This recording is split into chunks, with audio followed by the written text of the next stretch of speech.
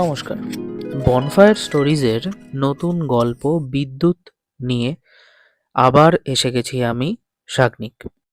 সেলিমের বাড়ির আলোটা আবার ডিস্টার্ব করছে। এই নিয়ে আজ ৭তম দিন। প্রতি সপ্তাহে এই একটা দিনের একটা সময় আলোটা ডিস্টার্ব করবেই। সেলিম তার স্টুডেন্টদের পড়াচ্ছে, এই সময় আলোর ডিস্টারবেন্স হলে কি চলে?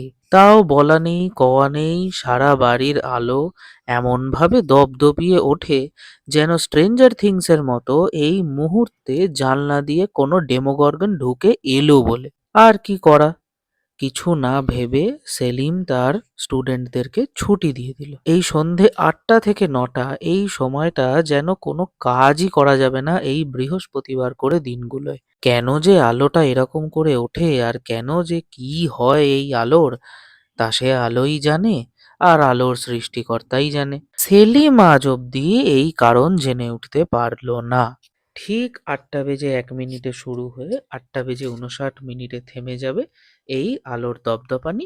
প্রত্যেকটি বৃহস্পতিবারের এই একই ঘটনা।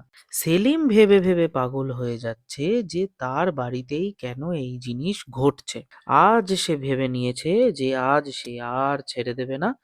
বিদ্যুৎ বিভাগে আজ সে একটা বিদ্রোহ করে তবে ছাড়বে।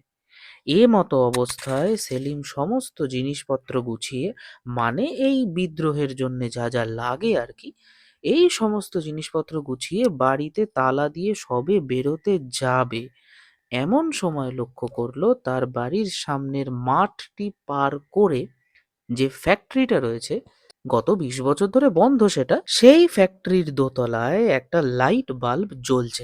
সেলিম সেখানেই দাঁড়িয়ে পড়ল। কেন? ওখানে বাল্ব কেন? ওখানে তো আলো জ্বলার কথা নয়।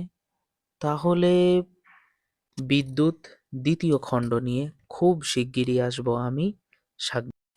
ততক্ষণ like, share and subscribe to bonfire stories.